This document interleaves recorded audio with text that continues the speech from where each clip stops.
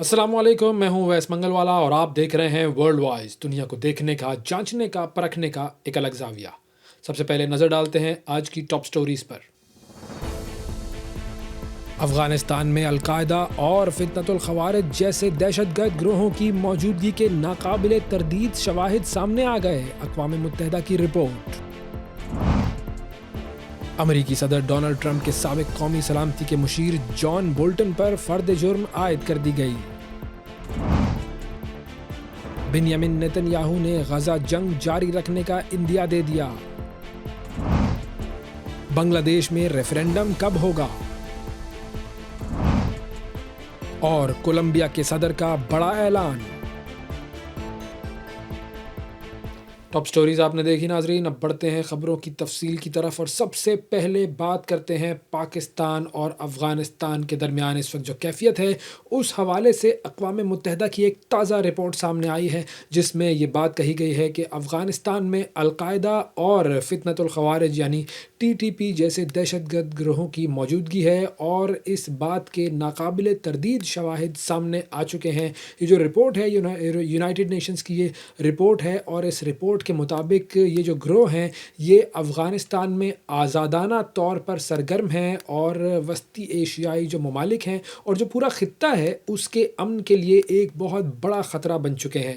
یہ رپورٹ اقوام متحدہ کی تجزیاتی معاونت اور پابندیوں کی جو نگران ٹیم ہے اس نے 24 جولائی 2025 کو اقوام متحدہ کی سیکیورٹی کونسل میں پیش کی تھی، اور اگر ہم اس رپورٹ کی تفصیل میں جائیں تو اس رپورٹ کا صفحہ نمبر 16 ہے، اس میں یہ بات واضح طور پر کہی گئی ہے کہ افغانستان کی جو اتھارٹی ہے وہ دہشت گرد گروہوں بشمول القاعدہ اور جو بھی اس کے اتحادی ہیں ان کو کھلی چھوٹ دیے ہوئے ہے۔ اور رپورٹ کے مطابق یہ جو گروہ ہیں یہ افغانستان میں 6 ایسے صوبے ہیں جہاں پر یہ گروہ جو ہیں القاعدہ کے اور TTP کے، یہ گروہ افغانستان میں 6 جو صوبے ہیں وہاں پر بہت زیادہ ان کی پریزنس ہے۔ ایک ہے غزنی، دوسرا ہے صوبہ ہلمند، پھر قندار ہے، کنر ہے، ارزگان ہے اور زابل ہے۔ یہ تمام صوبے ایسے ہیں جہاں پر یہ گروہ سرگرم ہیں، اور اس رپورٹ میں یہ انکشاف بھی کیا گیا ہے کہ افغانستان میں القاعدہ کے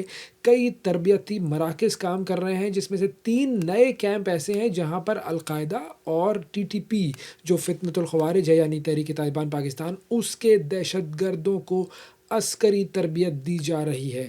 اور اس رپورٹ کا جو پیراگراف نمبر 19 ہے اس کے مطابق TTP کے پاس تقریباً 6000 جنگجو موجود ہیں جنہیں مختلف اقسام کے جو جدید ہتھیار ہیں ان تک رسائی حاصل ہے، جن سے ان کے جو حملے ہیں وہ مزید ہلاکت خیز ہوئے ہیں۔ اور اقوام متحدہ نے اس حوالے سے پھر خبردار کیا ہے کہ افغانستان میں دہشت گرد گروہوں کی جو آزادانہ سرگرمیاں ہیں وہ علاقائی سلامتی اور پائیدار امن کے لیے ایک سنگین خطرہ ہے۔ تو یہ بات جب پاکستان کہتا ہے کہ افغانستان میں دہشت گرد گروہ موجود ہیں، خاص طور پر فتنۃ الخوارج کا گروہ موجود ہے جو کہ پاکستان میں حملے کر رہا ہے، اور بھارت کی پشت پناہی سے یہ سارا کام ہو رہا ہے، تو پاکستان غلط نہیں کہہ رہا ہوتا۔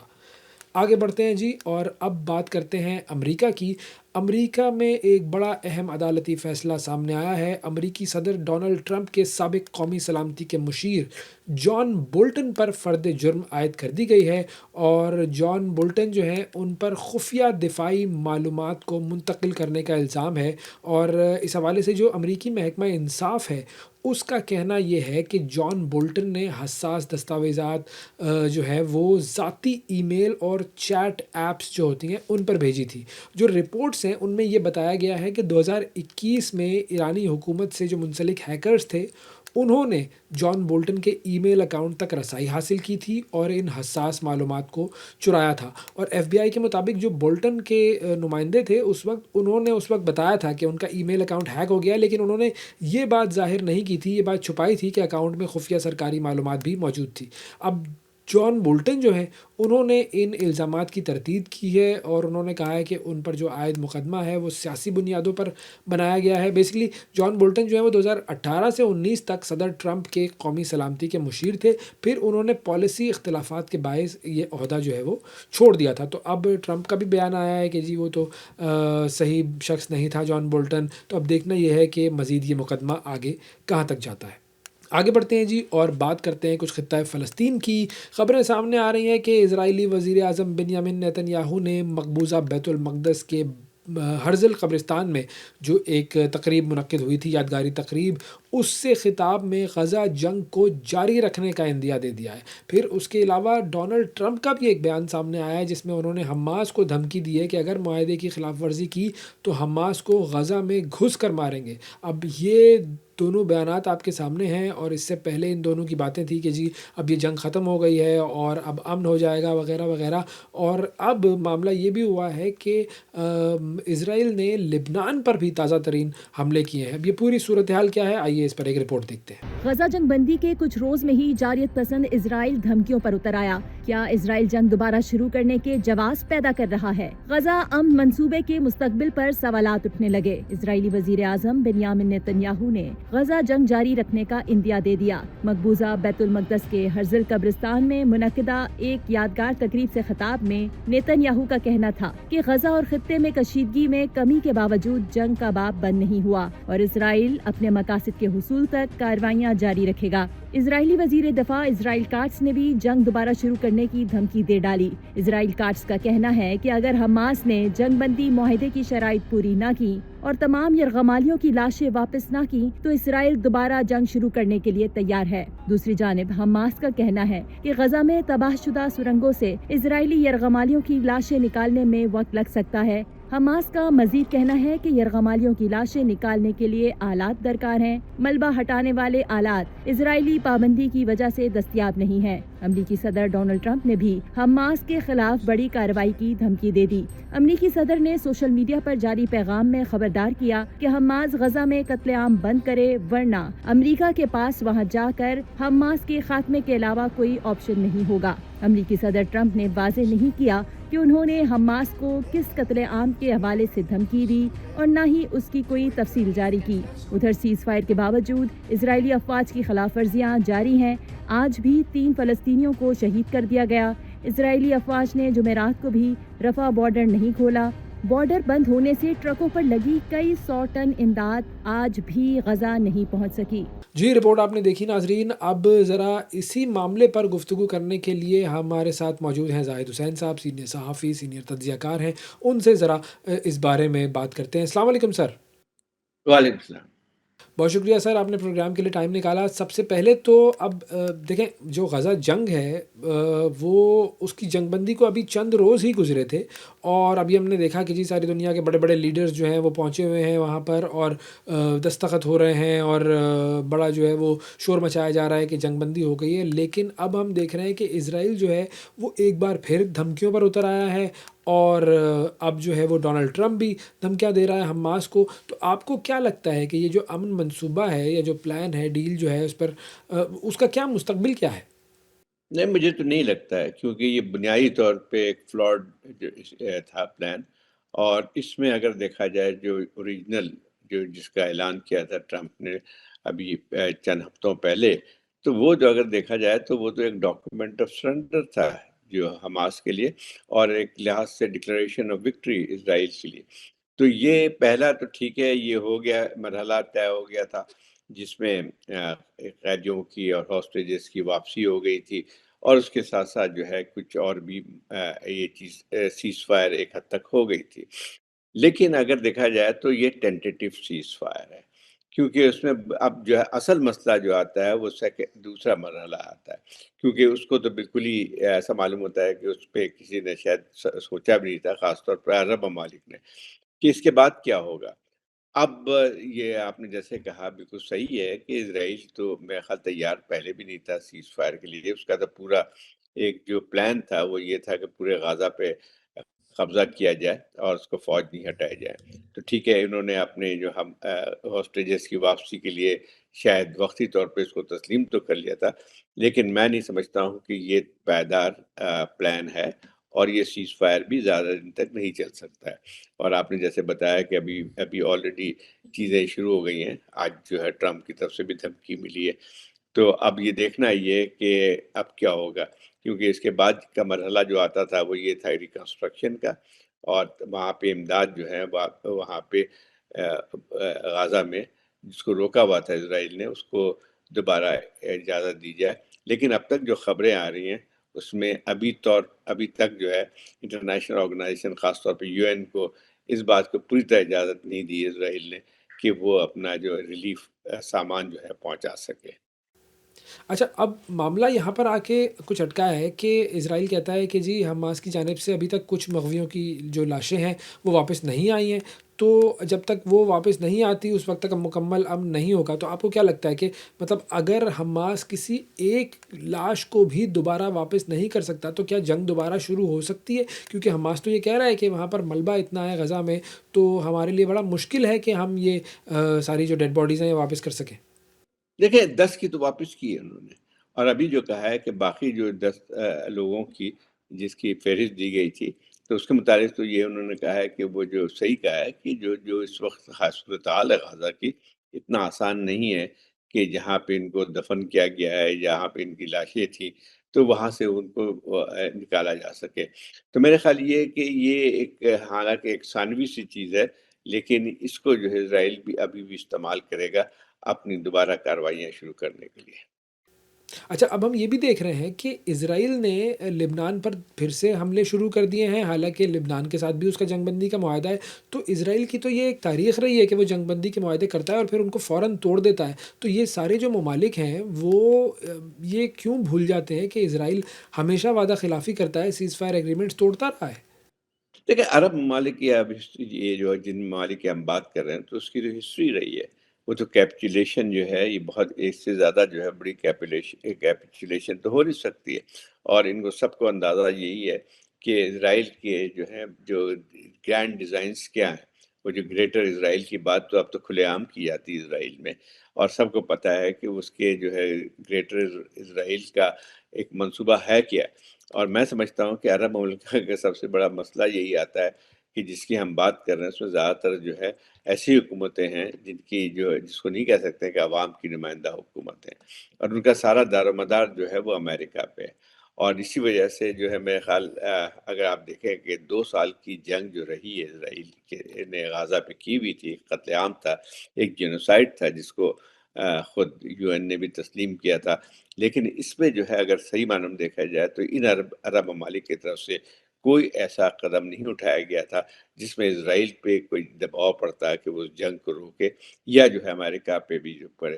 اب مسئلہ یہ آتا ہے کہ یہ ان کے لیے تو جو ٹرمپ پلان تھا وہ تو ان کے لیے ایک چیز آ گئی سامنے کہ وہ کسی طور پہ بھی جو وہ اپنے آپ کو اس سے چھٹکارا حاصل کر سکیں، لیکن یہ کہ ان کے لیے خطرات بہت زیادہ ہیں، شاید یہ سمجھتے نہیں ہیں، اور میں خیال سمجھتے بھی ہیں، لیکن ان کی مجبوریاں اتنی زیادہ ہیں کہ جو ہے وہ میں خیال یہ ہے کہ جو اس کے اثرات ہیں اس سے جو ہے آئندہ جو چل کے اس میں جو ہوں گے وہ ان کو شاید اندازہ نہیں ہے، یا جو ہے خود ان کی حکومتیں بھی خطرے میں ہوں گی۔ اب یہ ممالک تو نہ جانے کیا سوچ رہے ہیں، لیکن ہم نے مطلب پاکستان نے تو ٹرمپ کو دوبارہ سے نامینیٹ کر دیا نوبیل پیس پرائز کے لیے۔ ہمارا اسٹانس جو ہے اس کا کیا ہوا؟ کیونکہ اس پر بڑی عجیب سی باتیں لوگوں کے سامنے آ رہی ہیں۔ کچھ لوگ جو ہیں وہ بڑی تعریفیں کر رہے ہیں شہباز شریف صاحب کی کہ انہوں نے بڑے اچھے طریقے سے ڈونلڈ ٹرمپ کے سامنے بات کی اور اس کو ایک طریقے سے اپنے شہر میں گرفتار کر لیا۔ بہت سارے لوگ پھر یہ بھی کہہ رہے ہیں کہ نہیں جی یہ صحیح طریقہ نہیں تھا۔ تو آپ کا کیا خیال ہے کہ ٹرمپ جیسی جو مطلب وہ تو ایک نارسسسٹ قسم کا شخص ہے، تو اس کو خوش کرنا اس طریقے سے پاسبل ہے؟ اور کیا یہ مطلب ہو سکتا ہے کہ وہ ہمارے ساتھ اب ایک اچھا ریلیشن شپ اس کا بن جائے؟ بھائی ان کو اندازہ نہیں ہے کہ اس قسم کے ٹرمپ جو ہے کہ کبھی بھی پائیدار نہیں ہوتی ہے، اور میں جیسے پہلے کہا کہ خوشامد جو ہے فورن پالیسی نہیں بناتی ہے۔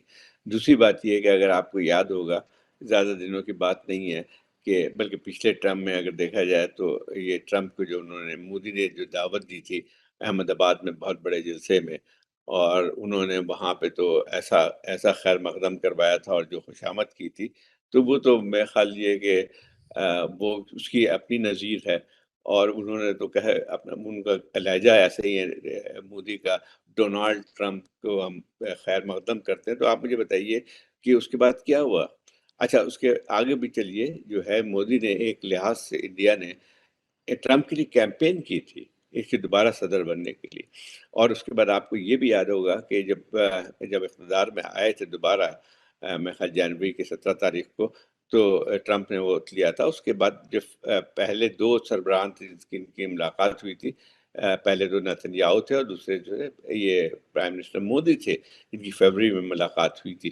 اور اس کے بعد جو ہے اگر آپ دیکھا جائے تو ایسا معلوم ہوتا تھا کہ ہندوستان جو ہے ان کے لیے سب سے بہتر ایک وہ ہے، لیکن اس کے بعد جو ہے چند ہفتوں میں اس کی بالکل ہی صورتحال تبدیل ہو گئی ہے. تو اگر یہ کوئی سمجھتا ہے کہ اس قسم کی خوشامد کر کے کوئی پالیسی بنا سکے تو اس کی ایک میرے خیال خام خیالی ہے. اچھا، نیتن یاہو کی ذرا بات کر لیتے ہیں. نیتن یاہو نے اناؤنس یہ کیا کہ یہ جو ڈیل ہے یہ اس کی جیت ہے، تو اس نے کیا حاصل کیا ہے اس ڈیل سے؟ دیکھیں بہت کچھ ملا ہے، بالکل صحیح ہے. اس کی جیسے اسرائیل، جیسے میں نے شروع میں کہا کہ جو ہے ان کا 15 نکاتی پروگرام تھا ٹرمپ نے جو پیش کیا تھا، وہ تو ایک ڈاکیومنٹ سرنڈر ہے حماس کے لیے، اور دوسرا یہ کہ وکٹری ڈکلیریشن ہے. بالکل صحیح ہے. یہ دیکھیں یہ انہوں نے جو ہے ایک حد تک جو بھی آپ مجھے بتائیے کہ ایسا خیر مقدم کیا جا رہا ہے کہ چیزیں ہوں گی، لیکن آج تک کسی نے اس بات پر سوال کیا ہے کہ 2 سال کے عرصے میں جو ایک جینوسائیڈل وار رہی تھی وہاں پہ، جس کے نتیجے میں جو ہے تقریباً 70,000 کے قریب فلسطینی شہید ہوئے ہیں، تو آپ اس کا حساب کون دے گا؟ اچھا، اس کے بعد جو ہے ایسا معلوم ہوتا ہے کہ جو ہے وہ اسرائیل فاتحانہ انداز میں اس کی اپنی کارروائی بند ہوئی ہے. اب اس کے بعد اگر آپ ذرا دیکھیں کہ المیہ دیکھیں کہ جو ہے ٹرمپ جب جاتے ہیں اسرائیلی پارلیمنٹ میں خطاب کرتے ہیں تو ان کی خطاب ذرا سن لیں.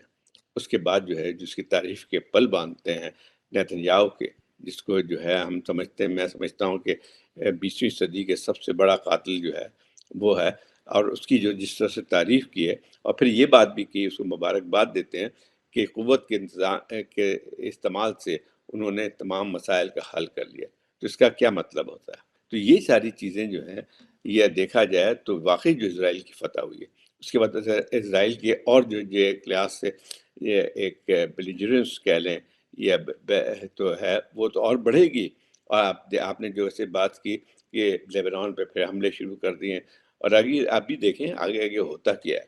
یہ چیزیں یہاں پہ ختم نہیں ہوں گی.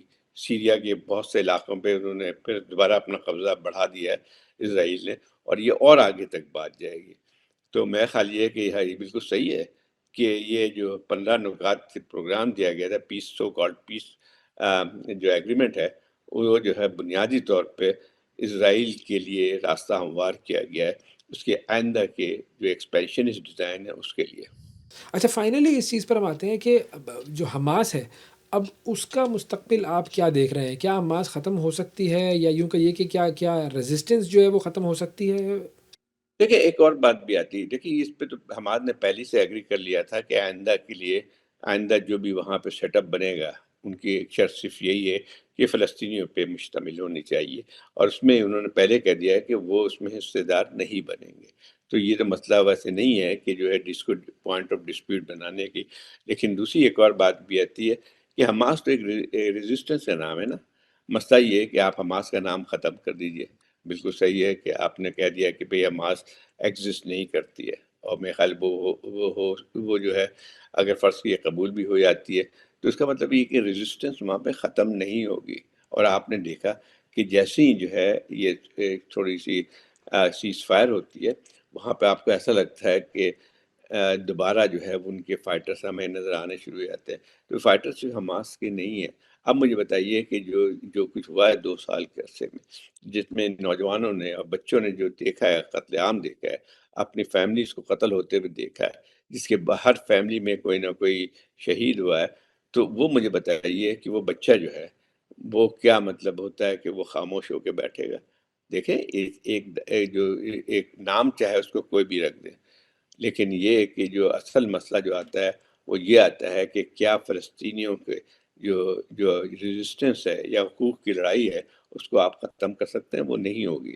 اب ہم نے خود دیکھ لیا کہ اتنے بڑے قتل عام کی بات ابھی کی بات نہیں ہے، بلکہ پچھلے 25-30 سال سے آپ دیکھیں تو ایسا معلوم ہوتا ہے کہ مستقل جو ہے اس کو جو ہے ختم کرنے کی کوشش کی گئی ہے، لیکن فلسطینی ریزسٹنس ختم نہیں ہوئی ہے.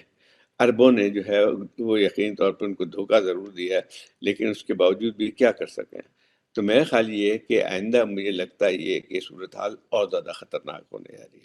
بہت شکریہ ادا کریں گے. ہمارے ساتھ زاہد حسین صاحب موجود تھے اور بات ہو رہی تھی فلسطین کی صورتحال پر. اور اب پروگرام میں رخ کرتے ہیں بنگلہ دیش کا، جہاں پر بنگلہ دیش کی جو سیاسی جماعتیں ہیں وہ اب الیکشن سے پہلے ریفرینڈم پر راضی ہوئی ہیں. یہ جو ریفارم ریفرینڈم ہے اس کا معاملہ کیا ہے اور یہ کب ہوگا، اس حوالے سے ہم بات کریں گے. ہمارے ساتھ موجود ہیں محمد قمر الزمان صاحب جو کہ جرنلسٹ ہیں، بنگلہ دیش سے ہمیں جوائن کر رہے ہیں. السلام علیکم قمر الزمان. Walaikum assalam. Thank you very much for having me. Thank you for giving us your time for the program. So, Kamal Zaman, can you tell us why was there a need for this referendum in the recent political crisis that is going on in Bangladesh? Actually, you know that Bangladesh experienced a very big revolution just 1 year back. And before that, the country witnessed nearly 16-year-long authoritarian regime in the name of democracy. And at that time, Bangladesh was not functioning properly. The economy was about to collapse. Banks were looted, and huge amount of money, billions of dollars, were laundered to abroad. So the country was almost at the verge of a big famine, like in 1974 during the regime of the ousted Prime Minister Sheikh Hasina's father. So the country gone through a very adverse situation, and after 16-year-long authoritarian regime, now there is a change. So of course, all the political parties have big hope, and all the political parties actually have been waiting for a good time. And now you know that there is a election upcoming just next year in February, according to the declaration of the interim government. So political parties are in a little bit hurry mood to gain the public support. So every political party is now trying to catch the attention of the people through their own activities. So there is huge competition now. And due to this situation, there are some divisions among the political parties. And you know that as the 16-year-long regime was like nightmare, so there are huge needs among the political parties also. So we see some incidents of extortion and other activities by the people affiliated with different political parties. So there are some chaos. And at this moment, to make the country or to run the country through a healthy process, actually a referendum is important. And another fact is that you know that still now in administration and all other important sectors of the government, there are people who are very much loyal to the ousted authoritarian regime. So there is also tension among the political parties, and there are also hidden negotiations. Those the officials are trying to influence the political parties behind the screen, and they are trying to influence. So there are some uneasy mood among the politicians. So at this situation, actually, a referendum is very much important to function the country in a healthy and in a prosperous manner. Okay, and can you please elaborate for our viewers what are the key points included in the July Charter, and how can these points improve the political situation in the country? Actually, in the July Charter, the main appeal is that Bangladesh will function based on democracy, and there is no place of autocracy, there is no place of fascism. Actually, Hasina established a fascist country, fascist regime here in Bangladesh. And you know, there were huge number of extrajudicial killings, enforced disappearances. And Hasina, actually the main source of power of Hasina is the naked support of the neighboring India. So there is now a serious sentiment, anti-Indian sentiment. Actually, this is not the hate to India generously, actually the hate to Indian hegemony. So Bangladeshi people are still now in fear that Hasina is in India. And from there, she is threatening the people in Bangladesh. Even Hasina is threatening very nakedly to annihilate like hard time, to kill people even still now. So there is fear fear among some people now. So the key point of the July Charter was that Bangladesh will function by the Bangladeshi people and no external hegemony. And Bangladesh will practice democracy in true sense, not any artificial democracy as done by former or ousted or dethroned Prime Minister Sheikh Hasina. So that is one side. And another side is that Bangladesh is very much interested to establish rule of law, justice, and fair election. That was totally violated by the ex-regime, because you know that in 2014, in 2018, and 2024, there were 3 elections under Sheikh Hasina administration, and all those elections were very much farcical and intimidated, and even there was vivid instance of ballot stuffing on the previous night. So Bangladesh now want to establish democracy, and Bangladesh is waiting for a peaceful and participatory national election. Right. And what is the stance of the various political parties of Bangladesh on this charter? Were they consulted during its preparation, and is there any party that disagrees with it? Actually, there are some, mostly they are agree, but there are some minor discords among the political parties. For example, some wants election and referendum separately. Some want together. So there are some that type of discord among the political parties. But in a broader sense, what we can say based on the situation here now is that all the political parties are very much interested to see a very fair and participatory election. And Bangladeshi people are also so much hungry for a fair election. Just think, last 16 years, there was no fair election. So the people who are now voters and people couldn't exercise their voting right for the 16 years. So majority of the voters, they couldn't exercise their voting right. So they are also waiting to exercise their voting right. And the political parties also want to ensure. So they have different methods actually. And there are also tensions among the political parties, competitions among the political parties. But sometimes those competition doesn't go through a peaceful manner. Sometimes it turns into hatred. So that is a problem.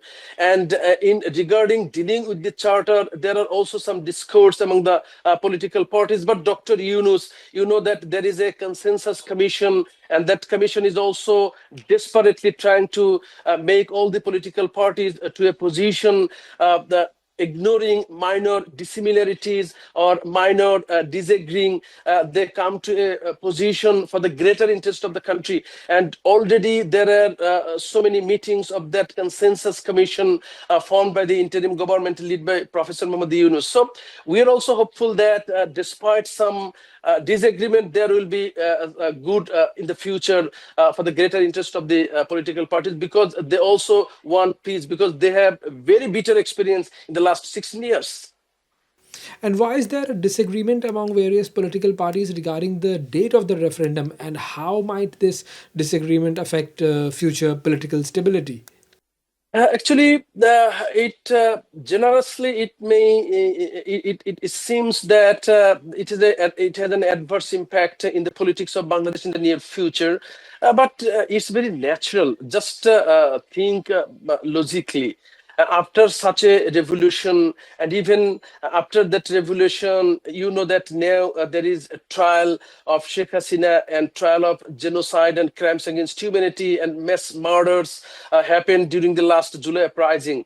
So there are so many very sensitive issues here, and political parties are also thinking about their future.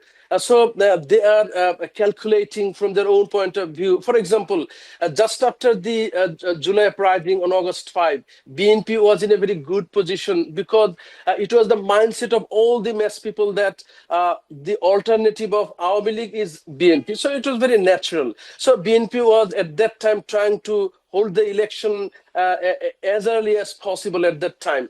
It was the position of BNP at that time. But all the other political parties, they were desperate at that time for reforms, because they argued that in all these sectors, there are people who were appointed on political basis during Hasina regime. So first, that was the big discord among the political parties, especially the main two political parties, BNP, Bangladesh Nationalist Party, and Jamaat Islami. Gradually, when the election was delaying, now BNP is a little bit different position, because in the meantime, there were some political crimes here, especially extortion, and most of the people are affiliated with BNP politics. They were involved in extortion. Actually, they need, according to their logic, in the last 16 years, they were deprived. However, so now the popularity has turned a little bit to Jamaat Islami. In the meantime, the students who were the leaders of the July uprising, they formed a political party, that National Citizens Party. So there is also a possibility that people may turn to this new political platform because they are hopeful about the young generation. So there are so many political calculations after minusing Awami League. That was a big monster in this country. So now there are various calculations, various interest groups. That's why a little bit unrest is prevailing. But Dr. Yunus is trying to address this critical situation. And what is the public opinion regarding this referendum and the reforms? Do they have hopes for these changes? Actually, that Bangladesh is a country, most of the people are not so much educated.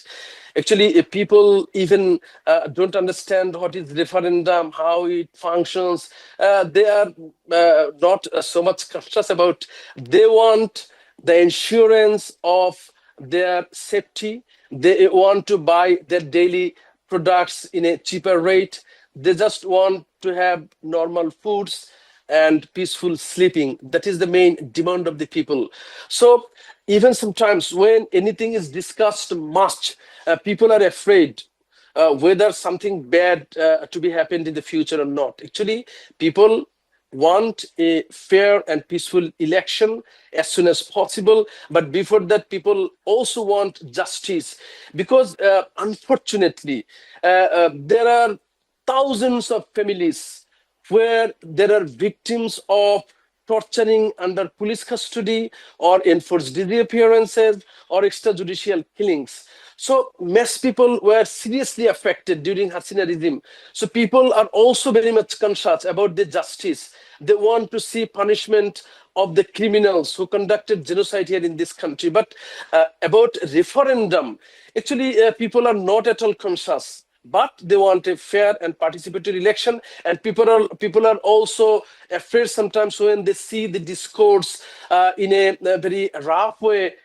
among the political parties. They want all the political parties, minusing Awami League. They should discuss. They should hold dialogues on the critical issues, and they should work together for the greater interest of the country.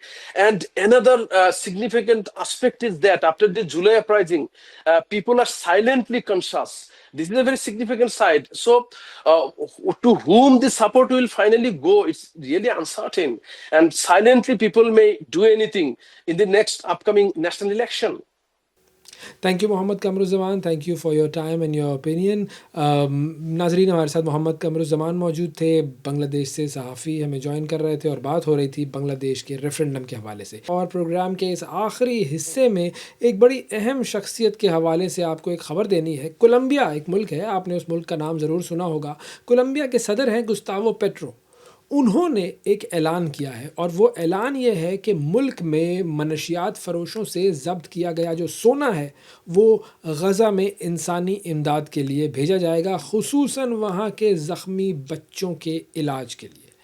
अब ये जो ऐलान सामने आया है ये बहुत बड़ा ऐलान है. اب یہ جو صدر ہیں کولمبیا کے، جن کا نام ہے جی گستاوو پیٹرو، اب یہ گستاوو پیٹرو جو ہے ان کا بیک گراؤنڈ کیا ہے؟ یہ 35ویں پریزیڈنٹ ہیں، صدر ہیں کولمبیا کے، اور 2022 سے یہ کولمبیا کے صدر ہیں۔